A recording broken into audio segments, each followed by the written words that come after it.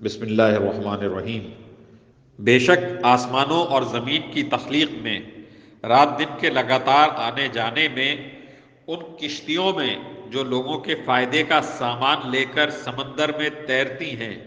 اس پانی میں جو اللہ نے آسمان سے اتارا اور اس کے ذریعے زمین کو اس کے مردہ ہو جانے کے بعد زندگی بخشی، اور اس میں ہر قسم کے جانور پھیلا دیے،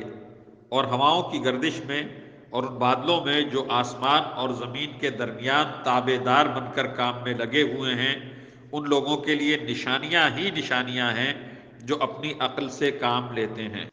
اور اس کے باوجود لوگوں میں کچھ وہ بھی ہیں جو اللہ کے علاوہ دوسروں کو اس کی خدائی میں اس طرح شریک قرار دیتے ہیں کہ ان سے ایسی محبت رکھتے ہیں جیسی اللہ کی محبت رکھنی چاہیے۔ اور جو لوگ ایمان لا چکے ہیں وہ اللہ ہی سے سب سے زیادہ محبت رکھتے ہیں۔ اور کاش کہ یہ ظالم جب دنیا میں کوئی تکلیف دیکھتے ہیں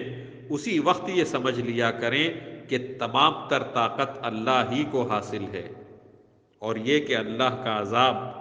آخرت میں اس وقت بڑا سخت ہوگا جب وہ پیشوا جن کے پیچھے یہ لوگ چلتے رہے ہیں اپنے پیروکاروں سے مکمل بے تعلقی کا اعلان کریں گے، اور یہ سب لوگ عذاب کو اپنی آنکھوں کے سامنے دیکھ لیں گے، اور ان کے باہمی رشتے کٹ کر رہ جائیں گے۔